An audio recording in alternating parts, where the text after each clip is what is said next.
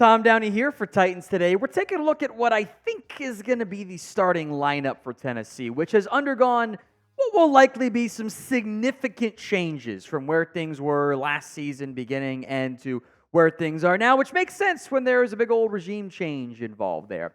If you are excited about Brian Callahan and company taking over for this new Titans organization, or newly led Titans organization, if you can't wait for the Titans season to get here, then like today's video for me right now. Before we get to even the roster, I think you have to begin with the coaching change, right? Brian Callahan, his job here in Tennessee, of course, to win games, but it's to maximize the offense. That's why so many teams these days hire offensive coordinators, because if they work as head coaches, the offense works well, and if you only have the good OC, as we saw with Matt LaFleur, sometimes they leave and you can't quite replace them properly. Now, the biggest part of maximizing the offense is making Will Levis into a franchise quarterback in Tennessee.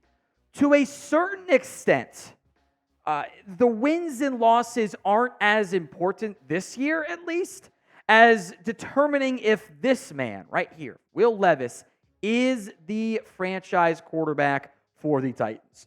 I think most of us would agree if we got to the end of the season, and it's like, okay, you only won 6 games, but Will Levis played great. He is undoubtedly your franchise QB. That's probably even a better overall season outcome than, hey, you won 8 or 9 games, you were a playoff threat, but your quarterback didn't play very well. You'd rather have Levis show that the talent, the arm strength, the mobility, all the things he can do are developed properly. And that Callahan, who is part, technically speaking, of the Sean McVay coaching tree via transit property and stuff, that he is the guy to maximize Will Levis. Consistency is still needed. Had some great games, had some great deep balls, offers mobility. 4 interceptions, 4 fumbles lost is a little bit higher than what you would like to see out of an organization, out of a quarterback. It's year 1 with maybe not an ideal supporting cast. Tennessee's throwing pieces around Levis. We'll get to those here in a little bit. The offense has changed dramatically from what it was last season. It's up to Levis to show he can be the guy in Tennessee. So will he emerge as the Titans franchise QB? Y for yes, N for no. Go ahead and sound off for me in the comment section right now. Now, to make life easier on the young quarterback, it's not 1, but 2 very talented running backs who will form a potent 2-headed attack on the ground. A potentially explosive and big play grouping as well. Tony Pollard's numbers dropped off last year. As the Cowboys Report host, as I'm sure many of you know here at Chat Sports, I think I am uniquely qualified to tell what the hell happened to Tony Pollard in the Cowboys ground game. The scheme and the offensive line were bad. In fact, Pollard in the back half of the season was among the NFL league leaders in yards after contact. There was a game last year in which Pollard had only about 45 yards on the ground. 42 of it was after contact. What are you really supposed to do there? I think he can get back to the 5-yard per carry guy. And I am very excited about Tyjae Spears this upcoming season as well. This was a player that in all, you don't care about my dynasty team, but it proves my point. In all my dynasty leagues, I was trying to acquire Tyjae Spears. Kind of glad I didn't, because it'll be a rotation for fantasy purposes. But I think a Spears-Pollard duo, in terms of offering big plays, pass-catching value, all of that stuff, it's a really intriguing 1-2 punch. Now, who will have more yards in 2024? P for Tony Pollard or S for Tyjae Spears? Wide receiver room, I think your starting 3 is pretty clear. It's Calvin Ridley, DeAndre Hopkins, Tyler Boyd. Assuming there's no trade, guys like Traylon Burks and NWI could rotate in. But you have gone veteran heavy at wide receiver. Again, trying to determine if the Will Levis future is going to be the present for Tennessee. Tight end, if you were to pick like underrated players by position, from a national NFL standpoint, I might put Chig Okonkwo in that conversation for Tennessee. He's been really good. He's vastly outpaid Traylon Burks, by the way. Different positions, of course, there. I think he maybe isn't going to get the same volume of targets this year because of the additions on offense, but I think he's a really good, talented young football player. He's cheap. He's affordable. I think he's a very key part of this offense moving forward. And I think the Bengals with Brian Callahan did use tight ends. They didn't have maybe a player of this caliber, I think he'll still be a key part of the offense. Before we get to the offensive line, get your J.C. Latham rookie jersey over at chatsports.com/Latham.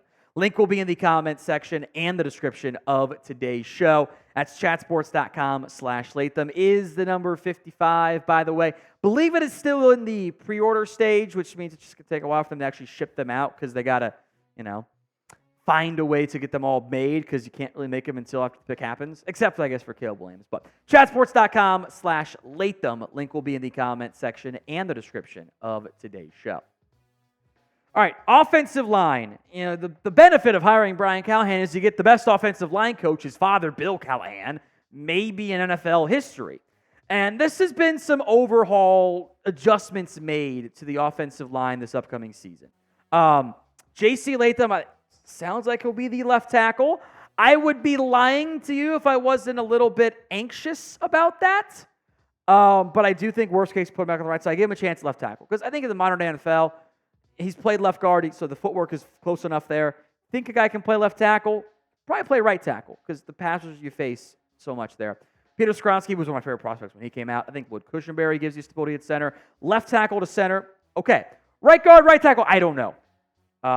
Could be Daniel Brunskill at right guard, Nicholas Petit-Frere at right tackle. Does Dylan Radin start someone there? Does Sadiq Charles carve out a role? They add somebody else? There's a lot of, and I know MPF has a shoulder injury. He's still rehabbing. So figuring out that right side is, I think, going to be the key part. And it's not going to be fixed in a year, but I think steps forward from that perspective. Defense. How does Denard Wilson fare in year one? That is the new defensive coordinator.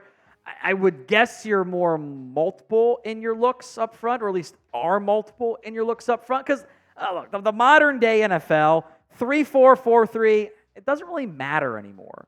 Teams are in nickel 60 to 70% of the time. They're in dime a decent amount these days. Your division opponents, the Jags are going to want to throw it. Colts will do some different stuff on offense, but Houston wants to run it too. That's why I added Devondre Sweat more on him in a little bit.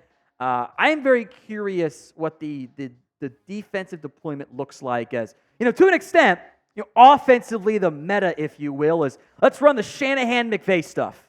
Callahan's an offshoot of that. Defense right now is becoming, let's run some of the Ravens stuff. Denard Wilson, come over from the Baltimore Ravens. He's also got other branches out there, which overlaps some with some Fangio stuff as well, I believe, which, some similarities there too. So it's kind of a fun, how things all ebb and flow in the NFL. Which side of the ball right now, right this second, do you have more confidence in? O for the offense or D for the defense? Go ahead and sound off in the comments.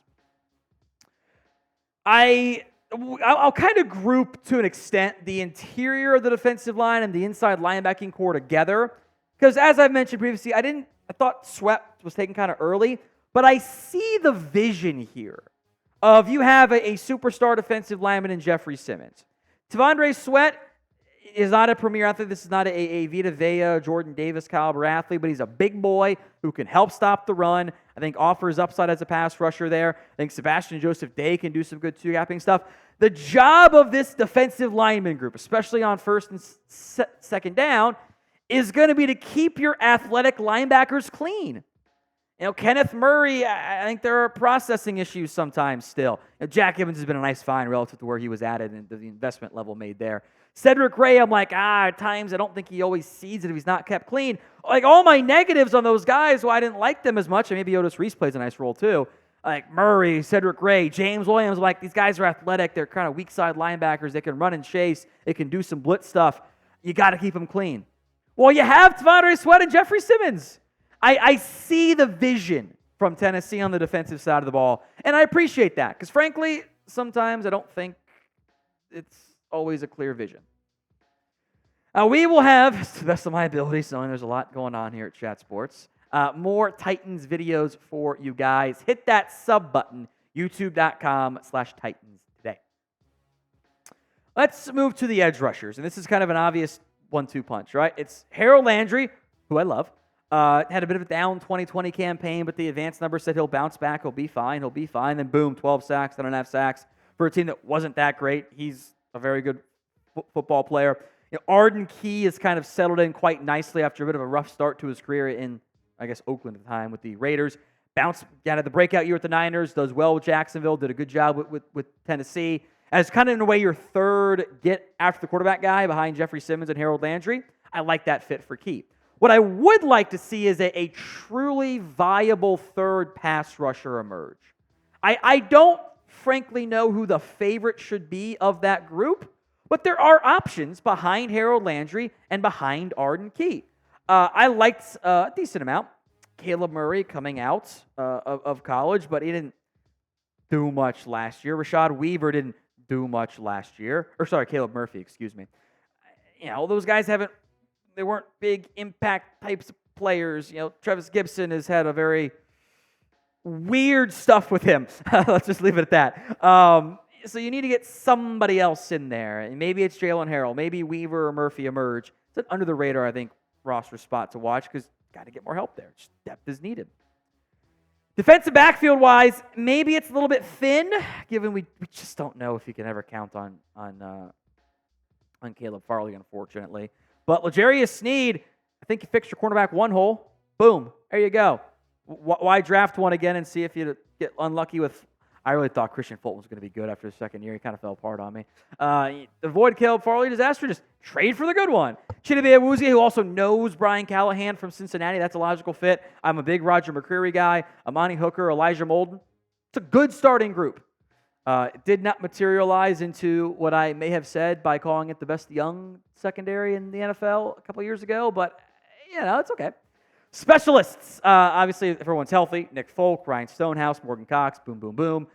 I am interested by the return spot, how they approach things with the new rule changes to kickoffs and stuff.